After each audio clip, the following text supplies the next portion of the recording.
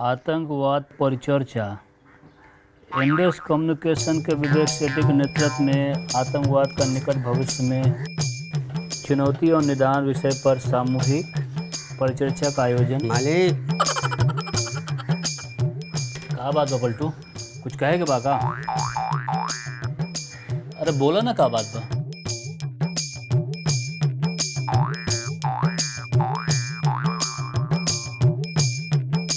मालिक भैया जी 2 दिन से ठीक से खाना ना खा रहा बारन, चेहरो उदास बा।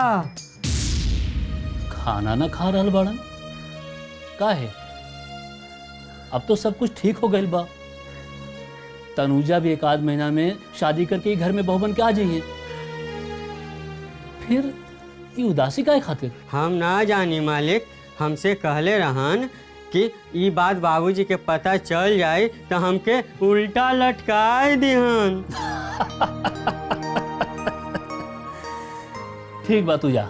बाकी मालिक रउआ भैया जी से ई ना बताई कि ई कंप्लान हम लिखौले बानी। ठीक बा, हम ना कहब। तू जाके अपन काम करा, जानला? जी मालिक। जा। अरे राज बेटा, जल्दी में बड़ा का? ना बाबूजी। बैठी बेटा, तोरा से कुछ जरूरी बात करेगा बा, शादी के बारे में। जी बोले। का बात बा बेटा? तू इस शादी से खुश नहीं खे? तनुजा से कोनो बात हो गई बा का? ना बाबूजी, बात तो ना भाई, बाकी हम अकेले में तनुजा से कुछ बात करे के चाहता नहीं। तो हमें प्रॉब्लम का बा? चल जा विक्रमगंज और कर ला बात। ना बाबूजी, वही जा बात ना कर पाए, काहे कि तनुजा वही जा दुबक के रहेली, खुल ना पावेली। तो का करे चाहता रहा? बोला, हम बंदोबस्त कर दे। रउआ कुछ ना कर पाए बाबूजी, जे करे के बा हमरे करे के पड़ी। ठीक बा बेटा, बाकी का हम जान सकीले? ऐसा कौन सा बात हो गई जो तनुजा के साथ बात करे की जरूरत महसूस हो रहा बा? बाबूजी ना जाने हमके ऐसा काहे लग रहा बा कि शायद तनुजा हमसे शादी खातिर तैयार नहीं थी।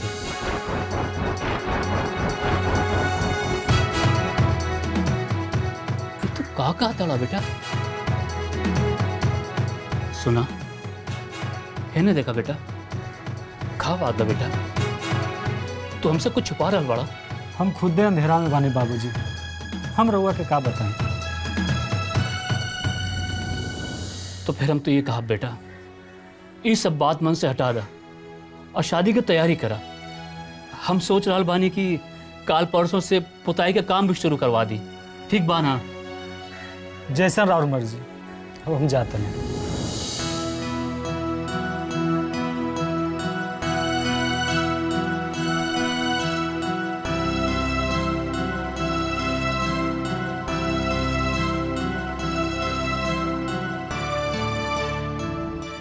मिल के बारे में हमरा से बात करे के कोनो मतलब नहीं खे।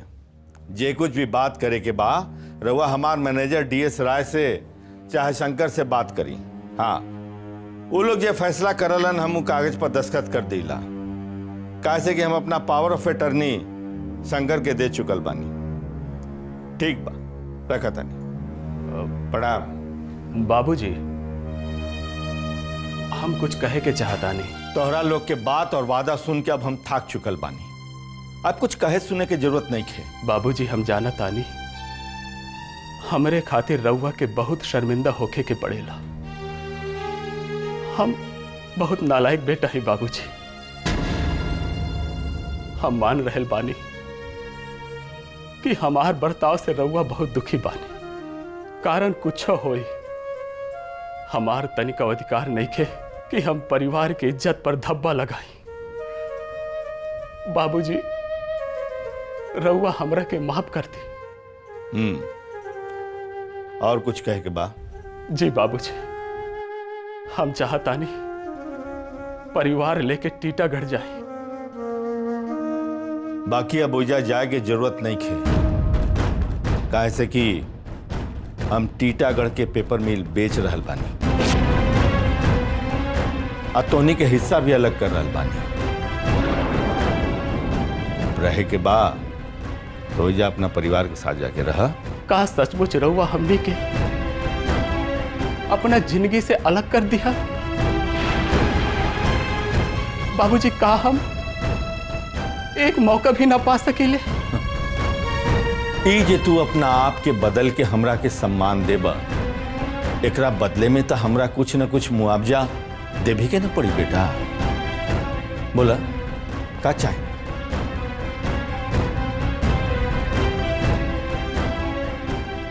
बोला बोला बेटा, शर्मा मत। बाबूजी, सारिका के केहू किडनैप कर ले बाड़े।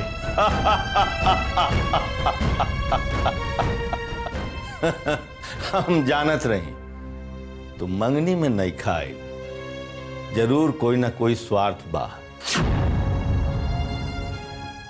और केहू के किडनैप से हमार का संबंध बा? हमार गलती के सजा केहू और भुगती, ये हम नहीं की चाहत बाबूजी। तका तू यही कहल चाहता रहा कि किडनैप हम करवैनी? हाँ बाबूजी, चाहे जे करवैले होई, बाकी हम जाना तानी अगर रउआ चाहब तो जरूर छूट जाए बाबूजी।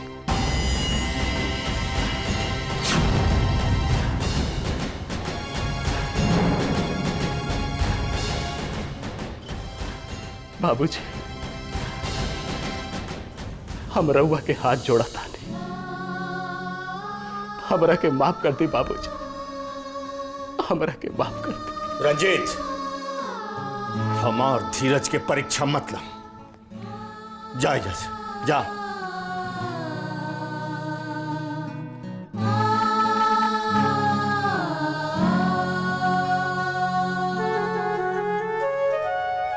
ई रंजीती सब का कहत रहे?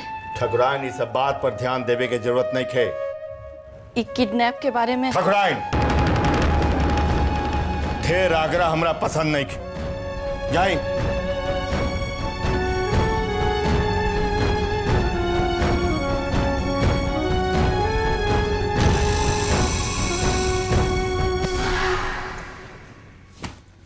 रमा, हम सोचा था नहीं कि जरा विक्रमगंज जाके आ जाएं। मतलब बिना बुलाए रहुआ चल जाए ससुराल?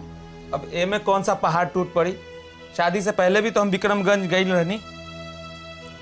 शादी से पहले के बात और रहे, अब रहुआ जमाई है, ऐसे जावल ठीक ना लागी। का दकिया नुसी बात कर रहल बाड़ू? ये सब बात हम ना मानी ले। ऐसन का जरूरत पड़ गई है कि दरअसल राउर बाबूजी जे जमीन हमरा के देले बाड़न नु, उ देखे खातिर जाए के बा। हमरा साथे कुछ इंजीनियर, 2-3 ओवरसियर लोग भी हुई हैं। उन लोग के मालूम बा कि विक्रमगंज हमार ससुराल बा हो, तो उ लोग भी उम्मीद लगैले हुई है ना कि हमरा साथे साथे उ लोग के भी खातिरदारी होई। और एक बात बताई, विक्रमगंज के ठाकुर साहब के न पहचानी ले। फिर भी हम तो रहुआ से यह कहब कि रहुआ विक्रमगंज मत जाए। एकर मतलब ई होला कि अगर रउआ जिंदगी भर विक्रमगंज जाए खातिर तैयार ना होखी तो हमार काम शुरू ना होई। हाँ, तो एक काम करी, तिलक में जे बाबूजी रुपया देले बाड़न, उहे रुपया से कोनो नया कारोबार शुरू कर दी। उ पैसा हम भैया के कारोबार खातिर दे चुकल बनी। अच्छा, तो पूरा परिवार की जिम्मेदारी हमरा बाबूजी के ही लेवे के पड़ी?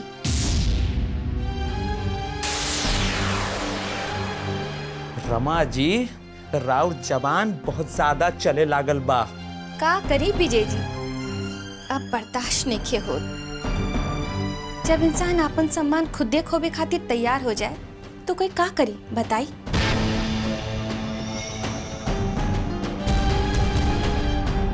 रउआ तनका सोची, जब रउआ खुदे चलकर ससुराल चल जाए तो राउर सम्मान के करी? हम ई कब्बो बर्दाश्त न कर सकब कि राउर केहू अपमान करे।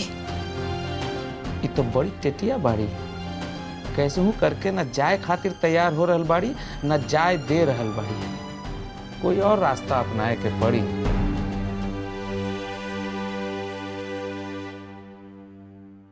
अरे देवर जी, सुबह सुबह बैठ गई नी, काम पे जाए के बाकी ना? राउर भैया रउआ खातिर इंतजार कर रहल बाड़न।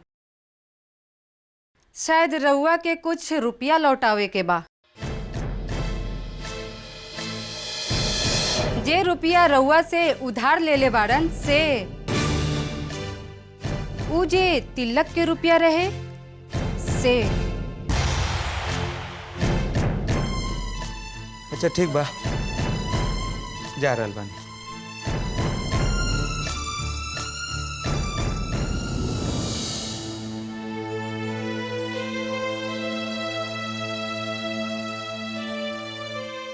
रमा, देवर जी के दिमाग तनका गरम बा, लेकिन साथे साथे तूहू अपन माथा गरम रखबू तो कैसे काम चली बहिन। थोड़ा सा तो ठंडा दिमाग से काम लेवे के पड़ी ना। दीदी हम तो ऐसा कुछो ना कहनी, बाकी उनका के अपन इज्जत के ख्याल तो खुदे रखे के पड़ी ना। जब तक हमरा मायके से केहू विदाई करावे ना आई तब तक वो ओइजा कैसे जा सकेलन। बात तो तू ठीक कहा तारू, बाकी इतना दिन हो गए, अरे केहू के तो ओइजा से आवे के चाहिए ना। बाकी पता ना तू काहे अपन जीत पे अड़ल बाड़ू जे ना लौटबू विक्रमगंज। देखा रमा, हम ही नहीं जानत कि तोहार नाराजगी हमनी पर बा कि तोहर परिवार पर। जे भी कारण होई खुल के कहला से ही ना उस समस्या के समाधान हो सकेला। समस्या के समाधान हमरे हाथ में नहीं खे, राउर देवर जी के हाथ में बा।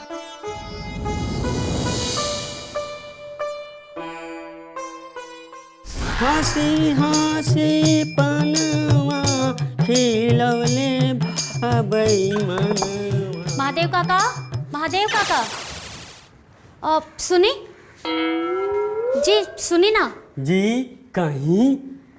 महादेव काका राज बाबू एजा रहलन का? अच्छा भैया जी अब इनकरे साथ टाका फिरवले बारन, यही से ही उदासी बा। सोचत रहे हन कि ई कि ऊ, ई कि ऊ, ई कि ऊ, जी ई कि ऊ। जी दोनों जना। दुई दुई गो। हाँ, हमार मतलब महादेव काका राज बाबू एजा रहलन ना। जी जी जी एजे रहलन। आई आई बैठी बैठी।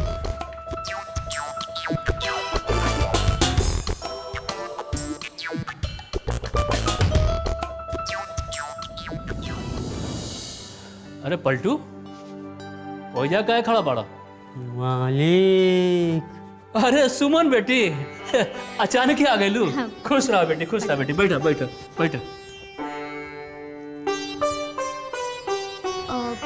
राज बाबू कहीं नजर ना आ रहे?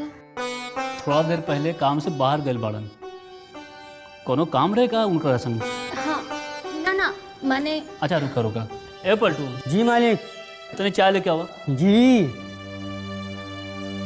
हाँ बोला बेटी। का बात बा बेटी? हम सोच रहे बानी कि कैसे कही, बाकी बतावल भी जरूरी बा, कहे कि 3 जिंदगी के सवाल है। देखा बेटी, तोहरा के जौन कुछ कहे के बाद कह दा, कहे कि हम जाना तानी तू फालतू बात करे वाली लड़की ना बाड़ू। चाचा जी, हम जे कुछ भी कहब बहुत धीरज से रवा के सुने के पड़ी और यकीन करे के पड़ी। देखी, ये बात तो हमके पहले चाचा जी से मतलब तनुजा के बाबूजी से कहे के चाहत रही, बाकी हिम्मत ना जुटा पौनी। हमके लगा था कि चाचा जी से ज़्यादा हिम्मत रवा में बा, यही से। अरे बेटी, अब कह भी दा। तनुजा और राज बाबू के ब्याह ना हो सकेला। मतलब? तनुजा के ब्याह हो चुकल बा।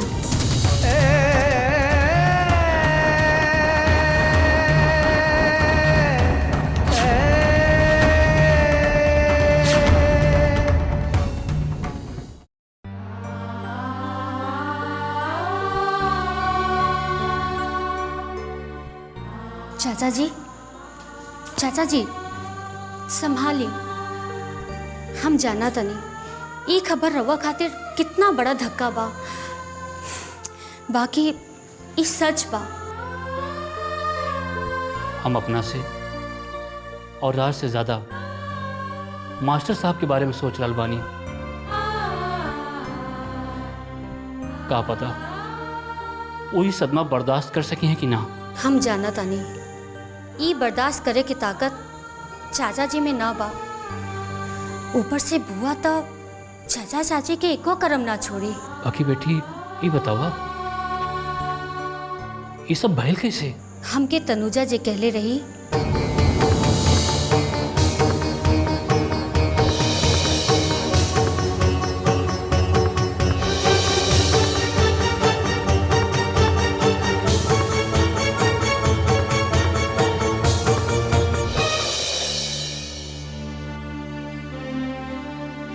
तो का तनुजा ये बचपना के साच मान के राज से अपन शादी कैंसिल करावे चाहती है? खाली यही ना चाचा जी, वो दोनों मंदिर में जाके भगवान के साक्षी मान के ब्याह कर ले बानी। और तनुजा तो एक सांस्कारिक और धार्मिक लड़की बाड़ी, वो इस सब के बड़ा ही संजीदगी से ले बाड़ी। अब दूसरा ब्याह राज बाबू के साथ करे के मतलब होला धोखा। ये धोखा पूरा समाज के साथ, राज बाबू और विक्की बाबू के साथ, अपने आप के साथ। अब रवा ही बताई कि का करे के चाहिए। अब तो हमरा के एक बात बतावा, का ठाकुर परिवार ई ब्याह के स्वीकार कर ले बाड़न? बस यही तो एक परेशानी बा कि तनुजा के ब्याह के बारे में खाली ठाकुराइन के मालूम बा और केहू के ना। ठाकुराइन काहे न ठाकुर साहब से कह रहल बाड़ी, काहे न तनुजा के एक बहू के रूप में सम्मान दे रहल बाड़ी? शायद राज बाबू के कारण। ना सुमन्ना, ई बात नहीं की। काहे कि ई सब बात जमला के बाद भी ठाकुराइन राज से शादी के लिए जोर दे चुकल बानी। वो इहो कह चुकल बानी कि शादी के सारा खर्चा उ दी हैं। एकर मतलब ई भइल कि ई शादी के जितना अहमियत तनुजा दे रहल बाड़ी, ठाकुराइन ना दे रहल बानी। कुल मिला के बात ई भइल कि ठाकुर परिवार तनुजा के एक बहू के रूप में कबहू न स्वीकार करी। तो फिर का हुई चाचा जी? बेटी, तनुजा एक समझदार लड़की बाड़ी और फैसला के हम स्वीकार कर रहल बानी।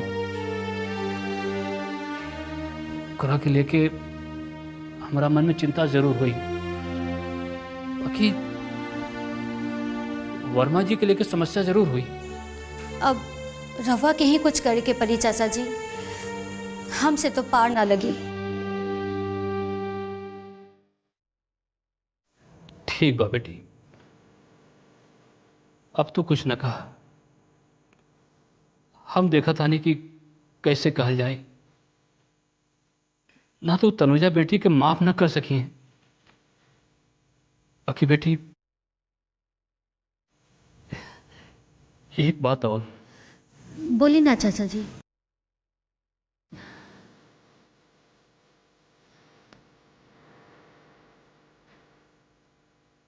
बेटी ये बात के जिक्र राज बेटा से न करिए, काहे कि ये सदमा ओकरा लिए कम नहीं खे।